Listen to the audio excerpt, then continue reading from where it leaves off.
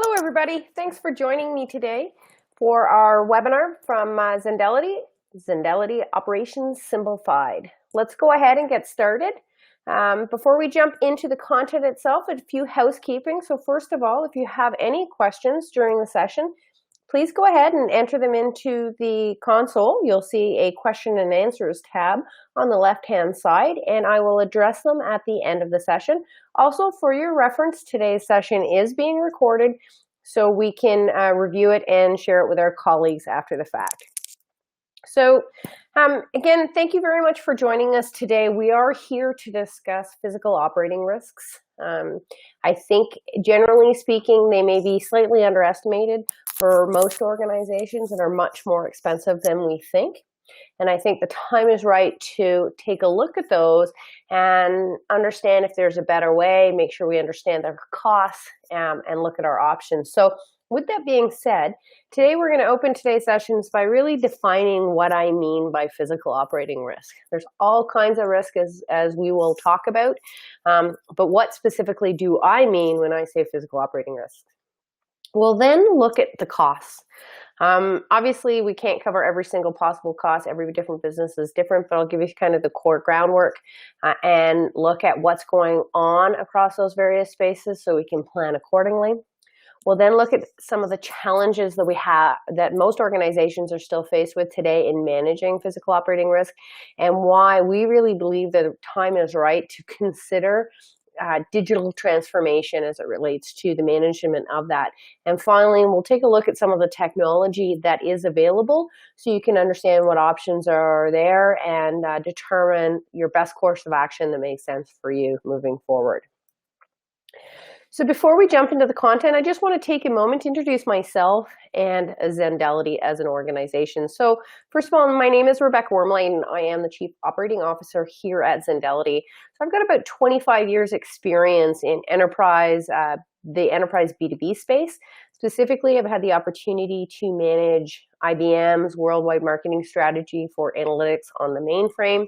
I've also most recently had the opportunity to work for Mitel, managing their enterprise product marketing strategy. So I've had an opportunity to work across many, many different disciplines and really work with many different types of customers and looking at how we can help them improve and their business moving forward. So Zendelity was established in 2011. We are currently deployed on 27 actually of the world's largest cruise ships, which is I think speaks very nicely to our scale and flexibility. We currently offer two core solutions. We offer an advanced communication solution, but we also offer our latest solution, which is called Command Center, and that's really what we'll be discussing today. And finally, who are we and what is our goal in life? I think our goal is all about becoming the leader in physical operating governance, risk, and compliance. As you'll see through today's session, we do believe that this is a blind spot, and there is an opportunity, a tremendous opportunity in front of us to help reduce our operating risk. And that's really what we're all set out and about to do. So let's dig into that for a moment. So when I think of corporate operating risk, so I took this from something that American Express had published, and I think it's really important when you look at corporate risk, and there's lots and lots of different things that keeps people up at night, and specifically which one is going to depend, of course, on your perspective, your role, and your responsibilities within your organization. But all of them are ultimately, they're a risk for a reason, and we need to make sure that we understand them. So everything from, of course, economic risks, so what's going on in the outside world and how's that going to impact our ability to perform, all the various compliance, both compliance on the physical side of things, as well as, of course, the compliance on the data management and financial side of things. We've got the latest risk that, of course, is probably top of mind for most people today, which is all around security and fraud, all the hacking and everything that's going on. We really do need to protect what some may term our most important asset, our data. Of course, financial risks, and how is that going to impact our cash flow, reputation, to operational risk, which really today looks at a whole broad spectrum of things above and beyond just the physical operating risk, and then our competition. So depending on, how you define risk is going to be dictated by your standpoint. But when I look across all of these risks, I really see that it comes down to a foundation of three core areas that I think that we need to think about if we're going to truly manage that risk. So there's, I think the high topic one, technology, whether that's risks from a product development perspective and making errors in the quality, to external threats such as cyber attacks or data breaches, or even internal issues from a technology perspective such as telecom or service outages. There's all kinds of technology risks that we're faced with that we need to manage on a day in, day out basis, as well as all the financial risks, accounting procedures, policies, external, what's going on with interest rates, currency, stock prices. I think when we look across most organizations today, this is an area of the business that is well managed. It's well understood.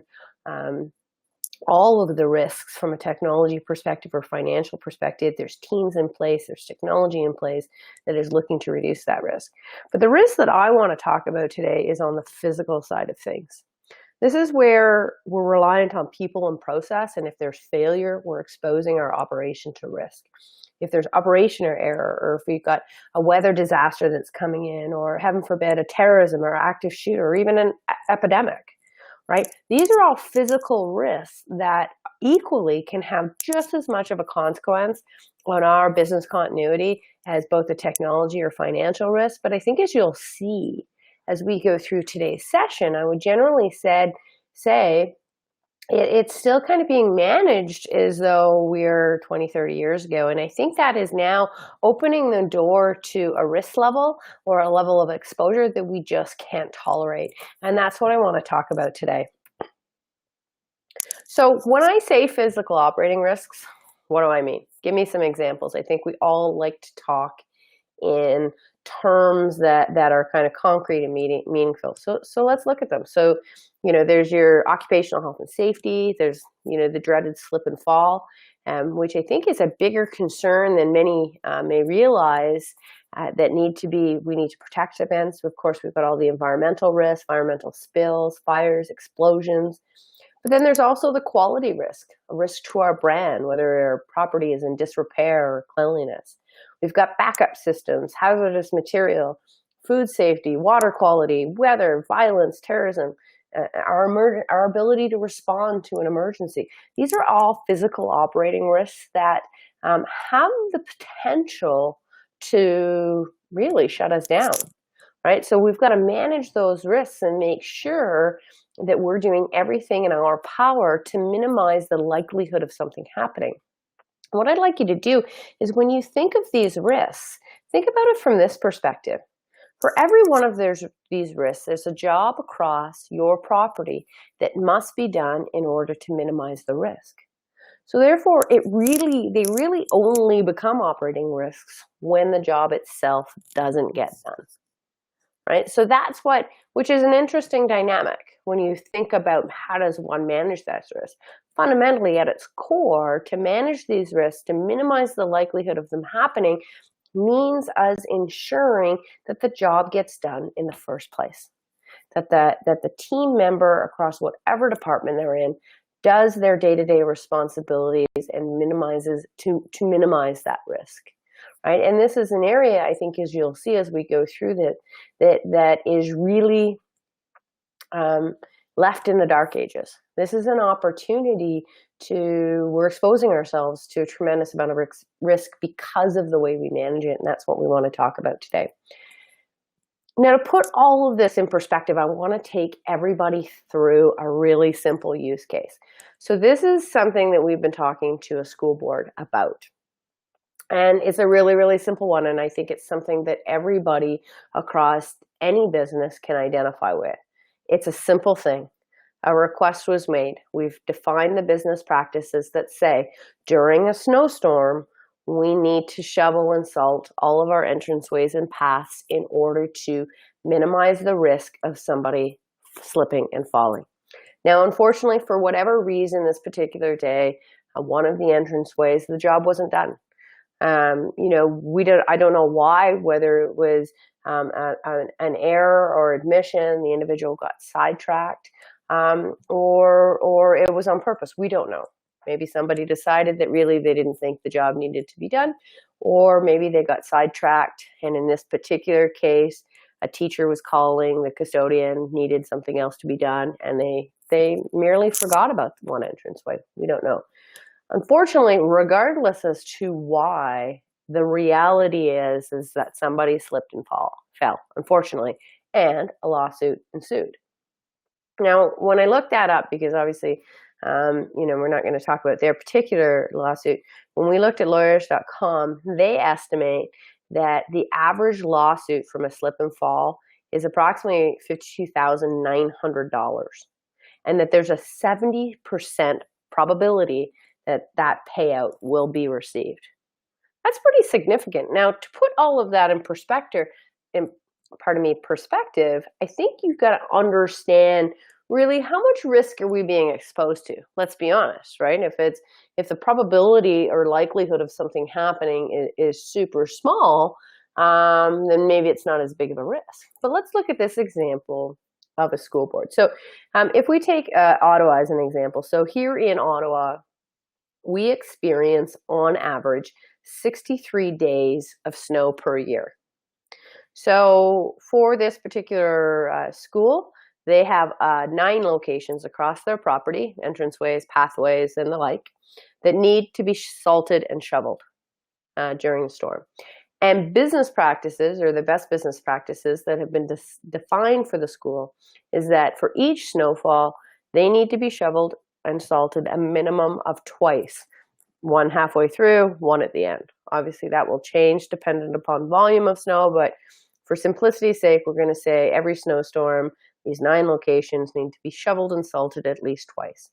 So what does that mean? That means on average, at each school, they're exposed to 1,134 times where one of those entranceways could have been missed and somebody could slip and fall.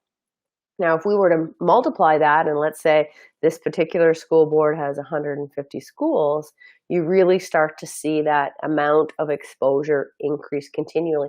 And of course, this is just one of the many small physical operating risks that the school is trying to address on a regular basis, right? Which is putting them at a tremendous amount of exposure and risk that they need to be calculated for, and we need to be prepared and protect against.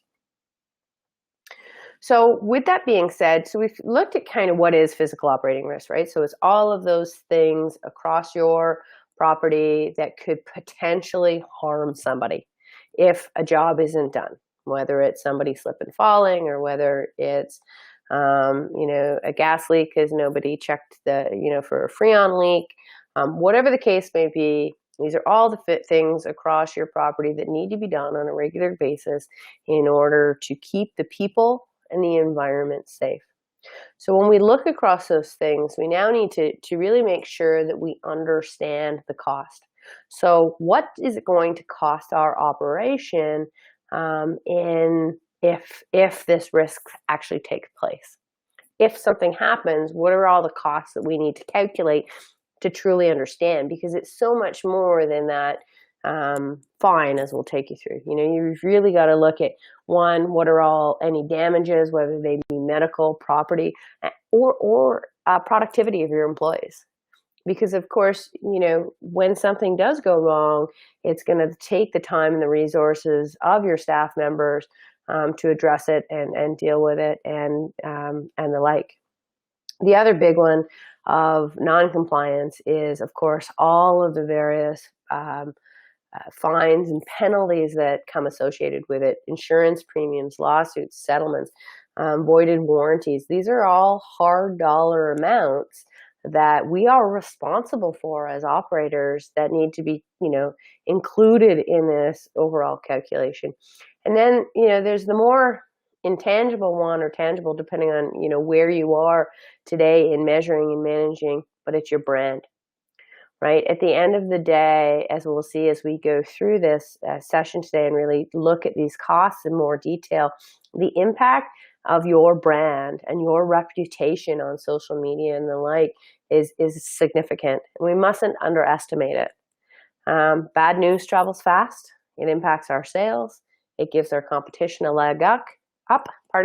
We need to consider all of these costs when we look at the total cost of physical operating risk. So we can prioritize this as something that's important for our business, important to our bottom line. So with that, these next few slides, what I want to take you through is to help you kind of facilitate this conversation and come back. I've done a variety of different research to understand kind of where we are with some of the costs, what are the industry trends, norms, so that we can start to plan accordingly and look at the total cost and see where it all fits in. So to start, I started with the National Safety Council. So this is a research that they put out based on an analysis of 2018, where they were analyzing workplace injuries. So I think this gives us a really good idea, one, of the magnitude, but two, it also gives us a good idea of the categories that we should be taking into consideration as we look at the total cost of an incident. Because it's, everything from wages and productivity. We've got, of course, the medical expenses that are going to be incurred when somebody gets hurt, and then the administration expenses of managing that whole process. Think you've got HR people, they're managing, the interactions. You've got benefits people, you got, your management trying to offset. There's all kinds of work and resources that goes into managing an injury. And then you've got the uninsured costs.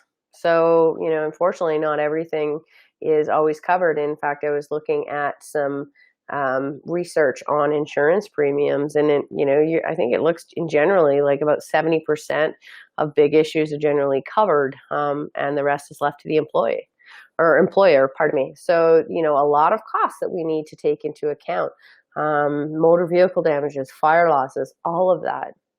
When the National Safety Council did this research in 2018, what they found, just to put this all in perspective, is the average medical cost per person for merely an injury is $41,000, right? Whereas if a death, heaven forbid, were to happen, you're looking at the average medical cost coming in at $1.13 million. That's a huge amount of money to the bottom line that we need to understand and we need to be prepared for. In some organizations, that could wipe us out, right? So we got to keep these costs in mind and make sure we're doing everything we can to minimize them. The next area that I looked into is occupational safety and health administration. So first and foremost, what I think is important for everybody to understand is that so in 2020, the penalties actually went up by 1.8%. And, moving forward, I don't expect that will change in any way. In fact, minimum, you're going to expect these penalties to go up by cost of living. So your minimum fine that you would be exposed to is $9,000 plus, and then the maximum coming in at $134,000 plus. Of course, very rarely are you going to get one penalty. You're generally going to get lots more. So what I looked at here is these are actually the top 5 violations of 2019. I actually looked at the top 10, and what I found the most interesting about these violations, I would say is threefold. So one, on average, if you average up the top 10, the average penalty was $1.34 million. So of course everybody likes to think, well, nobody's gonna know, or we're not gonna get caught, or whatever the case may be. But what was interesting is 60% of these top 10 actually came to be because of a complaint or a referral. So it tells me that people are talking. People are no longer willing to keep quiet about safety issues. They're willing to put it out there to reduce their risk because their life matters to them. They don't care about the bottom line. Whether it's a customer or employee, they care about safety. So everybody's talking about it and doing it. And the other thing is, of course, if you start to look at these 5, for example, You can quickly see how you get to these types of numbers when you look at the number of citations that are involved in each of these cases. So occupational health and safety is a big, big concern.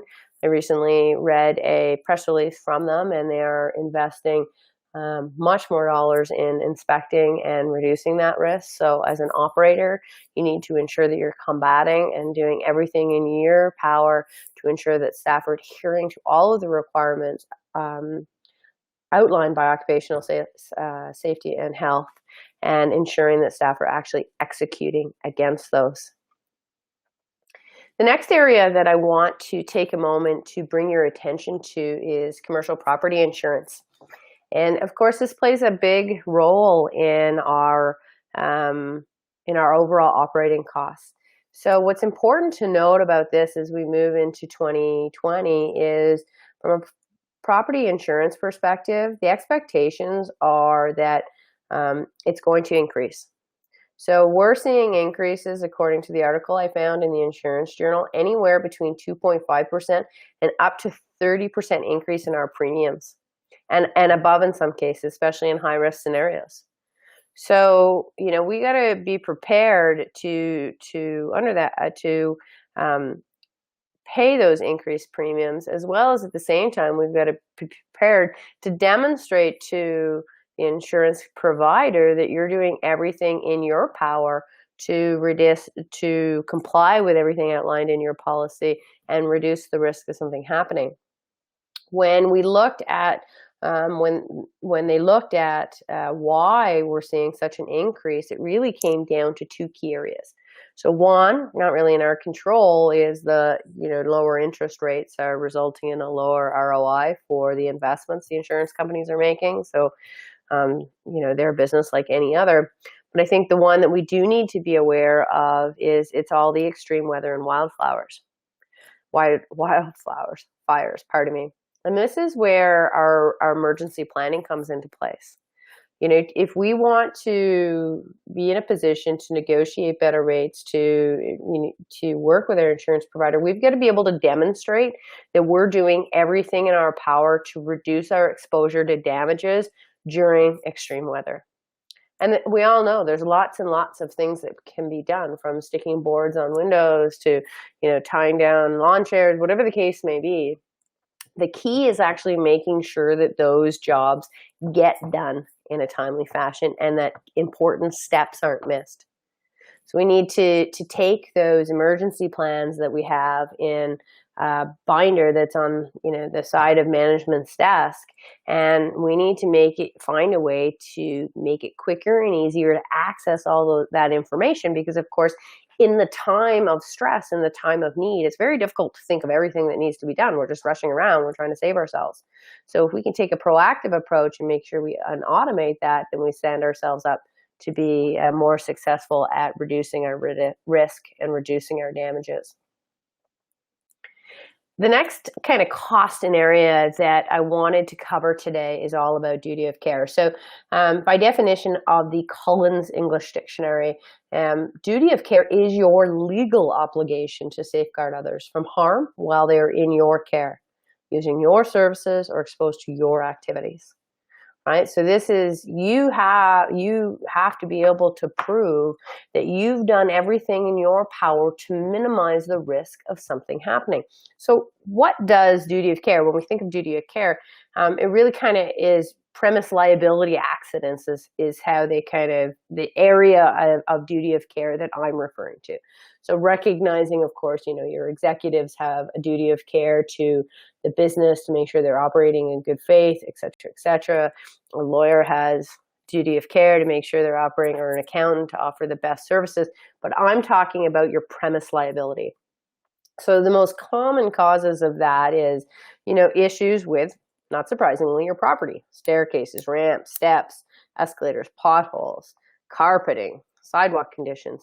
It's all of those areas that you, as the property owner and operator, are responsible for, and ensuring that everything is running tickety-boo and no one's going to trip on something broken or hurt themselves. And not surprisingly, of course, slip and falls would be part of that category. So it's actually estimated that 12% of all falls that go into the hospital each year are a result of slip and falls. And that's over 1 million visits per year, to put in perspective. And the average cost of each one of those falls is estimated to come in around $30,000 to $40,000. And then, to add to that, of course, if it's one of your employees who slipped and falls, it's estimated that they'll get a minimum or an average of 11 days off work. Right? So when you start to look at those costs and what it actually means to your business and to your bottom line, because of course that individual, while they're away from work, we likely have to pay them, we've got to replace them, we've got to do and then of course all the administration paperwork. So it really, really adds up. And we need to think about that when we're calculating our total costs. And not only what do we have to pay out, but then of course, what do we need to invest in dealing with that issue when it arises. The final kind of area that I want to talk about today is the cost of that unplanned equipment or whole building downtime. And I think it's important we're not just talking about the cost of, yes, we have to shut the doors, we've had a fire. That one's relatively easy to calculate. You're going to look at your profits. What is your lost profits? What does it cost to rebuild? Hopefully nobody got hurt. It's relatively easy to understand what that means and what it costs. But there's other costs that, what is the cost of something happening to the equipment? So for example, your facility can still run, but the exposure you're really worried about is to the customers that are still remain on site. So for example, the elevator breaks and we've got to take the stairs. What is that going to do to our brand or our reputation? Is it going to result in the future loss of sales? Is the customer service going to be upset? It's those costs as well, right? So we have to look at, when we have outages, what's our direct costs? And then what is the indirect cost? Now, to help put the indirect costs in perspective, I want to share with everybody this study that I came across a few years ago, and I think it's absolutely, it's amazing what it kind of came up with. And it was done by Cornell University for the School of Hotel Administration. And what they were looking at, in essence, was the impact of social media on our average daily rates that we're able to charge our customers. So what they looked at is if a hotel could increase their rating on TripAdvisor, so say from a 3 to a 4, if they could increase it by a single point, then in 2012, that would translate into 11.2% increase in what they could charge on an average daily rate without it impacting their occupancy. So they could get the same amount of people that would come into their facility, they could just charge 11.2% more.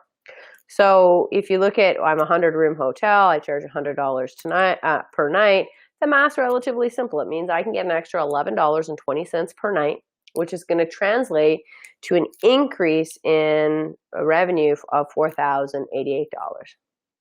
Now, they redid the study back in 2016, and I should look to see if they've done it again more recently. But at that time, they added it was the same equation, what can we do if we increase our rating? But they also added into it the importance of engaging with people. So when people comment on your property on TripAdvisor, that management should add in commentary and appease the issue. And what they found in that case is that increase in rating would translate to a 39% increase in revenue in 2016. So at 39% for that same 100-room hotel, we're now talking about an increase in revenue of $14,235. Right? So when you start to add that up, it can have a huge impact to your bottom line. Right? Not to mention the goodwill that comes out of that good promotion, because you've got good reviews, more people are going to come, they're going to tell their friends about it, that kind of thing, right? So you'll get additional incremental business. So don't underestimate the importance of your brand and your reputation as it relates to physical operating compliance. combined, they really go hand in hand. So we have, I think, we've got a pretty good understanding of what physical operating risk is. We've talked about some of the costs and where we are from a market perspective in managing those costs and what we want to include in that discussion so we can make sure we have a clear and accurate understanding of the risk. So now I want to take us through some of the challenges associated with managing that risk. As Benjamin Franklin once said, an ounce of prevention is worth a pound of cure, which is really what physical operating risk is all about. It's all about preventing. It's all about making sure that everybody does their job that they're supposed to or that's required to reduce the likelihood of that risk happening. So what's the challenge? One would think that's relatively easy, right? We give people a to-do list, off they go, they get it done. So when we actually look at physical operating risks, I think everybody will agree is we're pretty clear on the requirements. Now, with that saying, of course, those requirements are constantly evolving and changing. Excuse me. Those requirements are constantly evolving and changing, but we understand what they are. Legislation, our property insurance requirements, our duty of care, our brand standards. We're pretty clear as to what is expected of us today in order to operate our business. The challenge is really, as I see it, is the way in which, for most, we manage that requirement is still fundamentally based on the honor system. We're using manuals, binders, logbooks, ticketing systems. We're investing in inspections of inspections. Did you know that it's estimated that 50% of a hotel manager's time is spent inspecting the work of their staff? Imagine what they could do with that 50% of the time if they didn't have to be constantly looking over everybody's shoulders to see if they did the job in the first place. And they do that because these risks are so big and so important that it's worth the time and investment. The unfortunate thing is when you look at all of these approaches, the reality is we are left today with a system that's not only very complex to manage, but it's almost impossible to enforce. It's resource intensive. We're investing in inspections of inspections. We've got really limited visibility because we only access that information when and where we find it. It's not real time. It's old and outdated by the time we get it, so we can't really, do much with it. We don't know that somebody actually did it or did they just sign off on it. I was talking to a client the other day, and they were talking about their snow management strategy. For them, slip and falls is top of mind. She's constantly on her team, reminding them, we've got to get out, we've got to shovel, we've got to look after it, we can't afford a slip and fall accident. And they manage that whole process with a binder that's left by the front door and someone signs off. So the only way that manager is going to see that job wasn't done is either by coming in to inspect, picking up the binder and to see they missed an entry, and hoping they didn't lie about it. That's a lot of risk. This is an example. This next kind of slide is an example of when I was doing some research I came across, and this is what's recommended by the National Center for Education Statistics. And I think everybody can agree preventative maintenance is huge. Whether it be the preventative maintenance of our furnace or whether it's the preventative maintenance of cleaning up the snowfall, it's super, super important. Because why? Because it reduces our risk. It reduces our exposure. So their recommendation as if you can't invest in any technology, at a minimum do this. So what they recommend is you have 12 folders that you kind of hang on a wall or put in a filing cabinet. For everything that needs to be done in a month, you create a cue card or an index card. You write down what it needs to be. If, for example, I need to do something on a 6-month rotating basis, I put it in January. I sign off on my little card, and then I drop it into the June folder so I know to look at it. Fair enough, it's keeping track of my items. But how much risk is it really exposing the school to? Short of someone going in, pulling out all those cards, looking at them, making sure that somebody did them, we don't know if they actually did them or did they just sign off the card. We don't even know if those cards ever actually left the room. right? We have no visibility, and we can't use any of that information to help make better business decisions. I mean, I guess we could type it all up into Excel spreadsheet and try to analyze it, but then you've just got a bunch of columns of data. What can we do with that information is really the fundamental question. How is it helping us? So yes, it's an approach that can be done, but of course, is there a better way? Is what we need to ask ourselves. And probably at this point you're thinking to yourself, I must have some technology that can address this requirement today. So to help, can I facilitate that discussion? I took the opportunity of going through a variety of the kind of key technology that I thought was out there that might provide a viable option, so that you can look at your options and you can make a decision as to what's the best solution for you and your business. So there's some of the obvious ones. So inspection software makes sense, right? We inspect to make sure everything's done. We're targeting our inspectors or auditors, and we're looking to make sure all those jobs are getting done. The key challenge that I see with this approach is it's too late. It's after the fact. So we're inspecting to make sure that someone did our job, but from the time between when they were supposed to do the job and when the inspection took place, we don't really know what happened.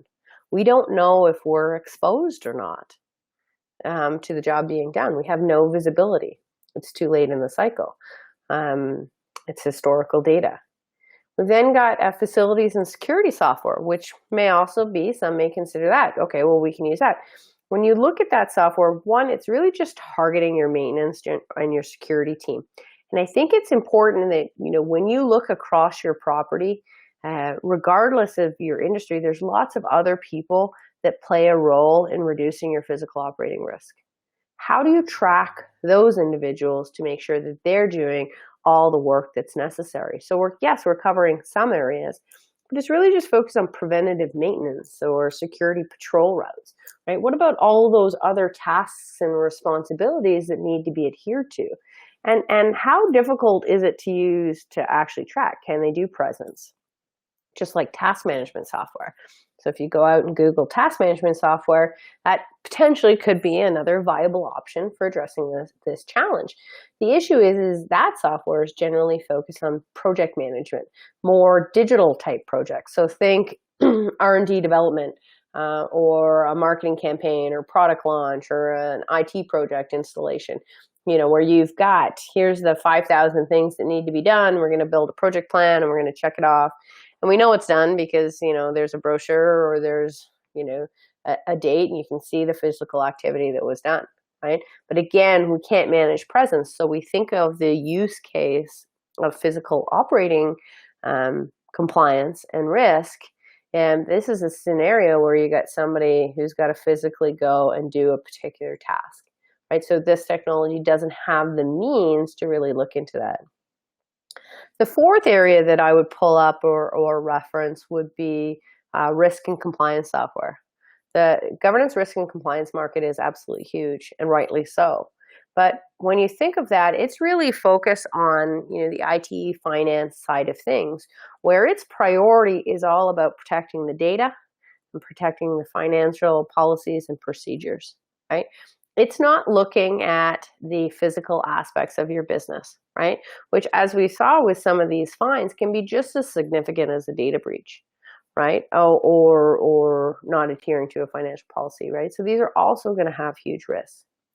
Now, in some cases, yes, there is technology out there that can do, can track presence and everything, but up until now, it's really been too expensive. So just for a handheld RFID reader, for example, if you wanted to track something, the average price is $1,290.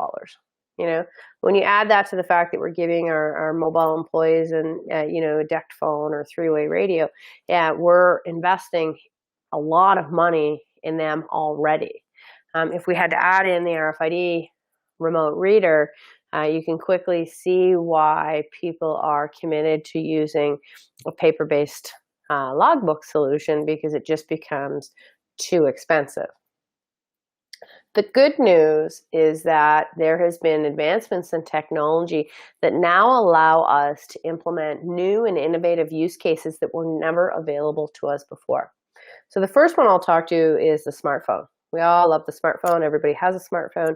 Well, the latest advancements that are really starting kind of changing the game from physical operating compliance perspective is their ability to inherently within the software read and write NFC or RFID. So for those of you that don't know what RFID is, it's think of your bank card and the chip in it, and you bring it to the reader and you do tap. That's a perfect example of RFID with a dedicated reader being the debit machine. So that in and of itself is opening up new doors. What can we do with NFC combined with our smartphone to change the conversation?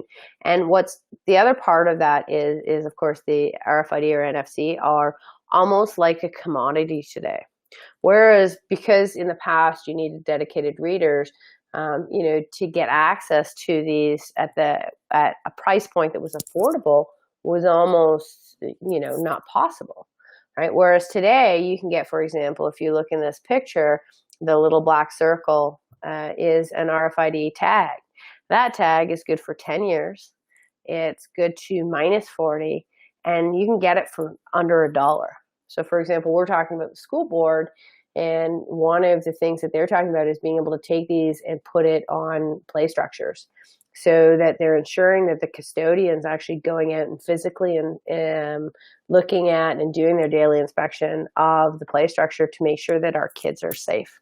I think we can all agree that that's something that I want to make sure happens, make sure for whatever reason the job isn't missed, because those are my babies out there on that play structure. The other enhancement that I would bring everybody's attention to is Internet of Things. We all hear all kinds of things.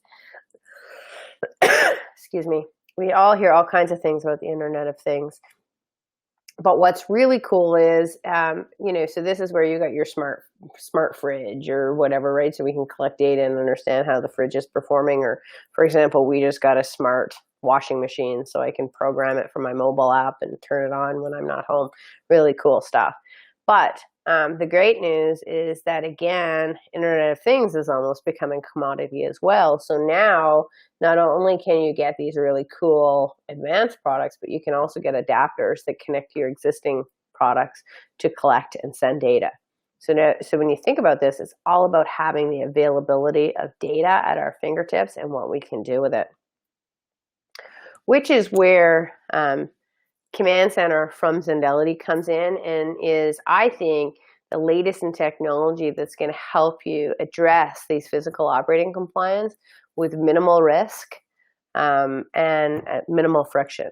So what we've created is a mobile system of control for operational management. In essence, there's 5 key areas that we strive to address as part of this solution. So one, fundamentally, and at its core level, we want to help you protect the people, protect the environment, whether they be your staff, whether they be your customers, whether it's your property. We want to help you protect that. We also want to help you reduce your operating risk. As you've seen, some of those risks are huge if they do take place. So we want to help you do everything in your power to ensure that your team has done everything that's required to reduce the likelihood of that issue happening in the first place. The third area is all about improving our operational efficiency. So, just like any industry or any team across any business, we have best business practices that's required to get the job done in the most efficient and effective manner possible. And the same, of course, goes for our operational team. And key to doing that is enabling them with the information to know how to best do that. So we want to help facilitate that, make sure they understand the flow of which a job needs to be done to be efficient and effective with their valuable time. The fourth area really comes down to maintaining your standards, whether those are compliance standards, whether those are brand standards. At the end of the day, the way in which your business is viewed and measured is compliance with those standards. And you've got to make sure the job gets done, and we're here to help make sure that happens. And then finally, it's providing you with access to data that you've never had before. Up until now, all the data on how you are performing from a physical perspective is locked in logbooks, various different applications, on ticketing systems. I was talking to a fire inspector the other day. We were talking about the ticketing systems that we sign off on the fire extinguisher. The reality is if a fire happens, that ticket is the first thing to burn. So we don't know when it was inspected. We don't know what we're walking into, because the reality is, who knows, right? And let's be honest, we don't know, again, if somebody just signed off, did they actually do it when they said they did, or did they forget that month and, just signed it another date? Who knows, right? So we want to give you access to that data so you can help make better business decisions going forward. So at a core level, how does our solution work? And let's be honest, it's quite similar or simple. So we actually enable you to take all of your duty of care operating requirements, whether it's your legislation, your policies, insurance policies, brand standards, preventative maintenance, any job across your property that you want to manage the execution that paints a potential risk for your business. We allow you to take that, plus your performance objectives. What jobs do we need to do to adhere to our performance objectives, and bring them into an automated system to manage those work plans. Enable you to measure and manage exactly what staff are doing, how you're complying, have a real-time view, et cetera, et cetera.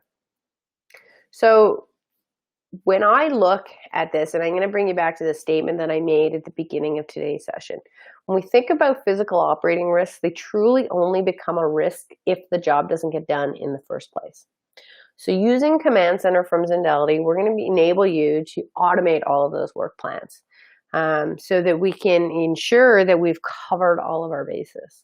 We're going to enable you to monitor the progress in real time, so you can see where you are, you can see how you're complying, help proactively identify risks or gaps. Enable you to receive automatic alerts when staff are out of adherence, again, so you can take corrective action right away, versus waiting until later. We're going to enable you to improve your situational reporting. If you're still relying on sticky notes to write down that something's wrong, well, let's automate and enable you to digitally collect that information with pictures and information, so that those jobs and requirements can be allocated to the right individual on and tracked and monitored. Of course, we want to help protect the lone worker. We know, especially in the United States right now, for hotel staff, protecting the lone worker is a huge priority for most operations. So we want to enable that. We enable them to click an emergency button. And then finally, we want to harness all that data. We want to enable you to use that data and integrate it into other applications. So really, when you're looking at your corporate risk, you can have a picture alongside of your financial and your technical data. Let's have a look at your physical data. Bringing all that, enabling you to enter it into the conversation, is going to give you a much completer picture of the way you're performing and the actual risks that you're being exposed to. So some may ask, who's this good for? Is it just management, monitoring the people? And it's not. I think that this solution is a win-win alternative for everybody across the board. Of course, for your employees and customers, it's going to enable you to, one, deliver a much better customer experience, because they're not going to come across the toilet being broken or whatever the case may be. Everybody's done their job, so everything's functioning properly, while at the same time allowing you to improve your safety and security, their safety and security. And let's be honest, whether you're a guest or a customer on somebody's property, or whether you're an employee, you're not staying where you don't feel safe. So there's a huge advantage, I think, to being able to prove to everyone that you're doing everything in your power to reduce the risk of something happening and improve their safety and security. When you look at our employees on the other side, not only we're going to enable us to respond faster if something happens, but more importantly, I think, or as importantly, I should say, we're going to enable you to simplify the task management or work plan management. We're going to enable you to make sure you're a balanced workload. How often do you hear of one employee saying they did all the work and, Johnny did nothing, right? Well, let's track and manage those work plans and actually ensure that there's an equal distribution. We're going to help it reduce their administrative burden. Now we don't have to go back in at the end of the day and log all the things that we did. We're tracking the work and activities as we're going, while at the same time simplifying communication. We're not getting in at the beginning of the day and getting our to-do list on a piece of paper that we check and hand back in at the end of the day. We can monitor and understand exactly what needs to be done, if need be, in the order that's required. And then finally, from a management perspective, I think, at its core level, we really enable you to measure and manage your quality of service that you're providing across your complex. To simplify compliance management, make it easier for us to do audits and to report on what was actually completed, while at the same time improving staff efficiency, reducing overhead, and enabling us to make more informed decisions, because as I said, we've now got access to data that we've never had before. And with that brings us to the end of today's session. I hope that you have found it interesting and you can use some of this data to help you. We are offering a special promotion for customers who use the promotion code that you see here. We'll give you, for your first 6 months, 25% off. It does, of course, as with anything in life, come with certain conditions. So there is a minimum order of 4 users. The pricing does start at $25 per user per month. And we are not including the mobile devices and QR/RFID codes used to monitor presence. And with that, I'd like to once again thank everybody for their time. And what I'm going to do now is I'm just going to go into the console and see if we have any questions, and we can go from there. Again, just as a friendly reminder, on the left-hand side, you will see a tab that allows you to ask some questions. So I would encourage everybody to take a moment to do so. Oh, so the first question that I see here is your mobile application. It's available as an iPhone, and that is correct. So currently it is available as an iPhone. We are looking longer term of expanding it to Android, but today it is an iPhone. And oh, here's another one that's just came in, which is great. So this next question is RFID or QR codes. What do you recommend? So you may be familiar with some other technology that's using QR codes or barcodes out there today. And while we also offer that as a choice, it's not something that we currently are recommending. The reason being is it's very easy to copy a QR code or a barcode. and reducing the likelihood that someone's got to go to the location, whereas an RFID tag is permanent, it's in place, it's secure to a location, and it can't be copied. So you're really going to get a much more accurate reflection. Here's another one. Is this product available today as a cloud solution? So yes, currently it is available as a cloud solution. And we're continuing to evolve. It's also available as a premise solution. And with that, that looks like that brings us to the end of our questions. I want to thank everybody for your time today. I really do appreciate it. Again, I hope you found today's session useful. And if you have any questions or comments, please don't hesitate to reach out. We will be sending a recording of this to everybody, so you can watch for that in your inbox. And of course, if you again have any questions or want to see a demo, we would be delighted. Thank you very much. Take care and have a wonderful day.